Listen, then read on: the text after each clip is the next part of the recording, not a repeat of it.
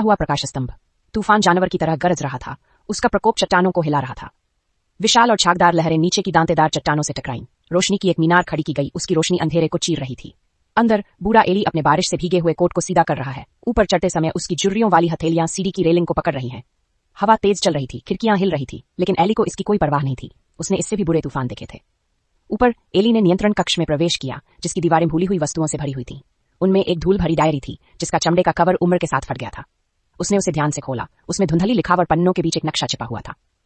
मानचित्र पर एक छिपी हुई खाड़ी को चिह्नित किया गया था। एक ऐसी जगह जहां एली दशकों से नहीं गया था। यादों की बाढ़ आ गई। उसके पिता की आवाज, खजाने की कहानियां और वह रात जब प्रकाश स्तंभ गिरने वाला था। जैसे ही तूफान जारी रहता है, एली को कुछ अजीब चीज दिखाई देती है। फर्श के नीचे एक फीकी रोशनी। घुटने टेकते हुए उसने धूल को झाड़ा और एक कीहोल सामने आ गया, जिसके किनारों से प्रकाश बह रहा था। उसका दिल तेजी से धड़कने लगा। उसे अपने गले में चाबी मिली, जो उसके पिता से विरासत में मिली थी। ये बिल्कुल फिट बैठता है। एक मोड़ के साथ फर्श दूर खिसक गया और चट्टान के नीचे एक छिपी हुई सीढ़ी दिखाई देने लगी। जैसे ही एली उतरा, हवा ठंडी हो गई। दीवारें चमचमाते क्रिस्टल से जगमगा रही थीं, जिससे रहस्यमयी रोशनी निकल रही थी। गुफा के केंद्र में एक प्राचीन संदूक था, जिसकी सतह पर ऐसे प्रतीक खुदे हुए थे जिन्हें एली समझ नहीं सका।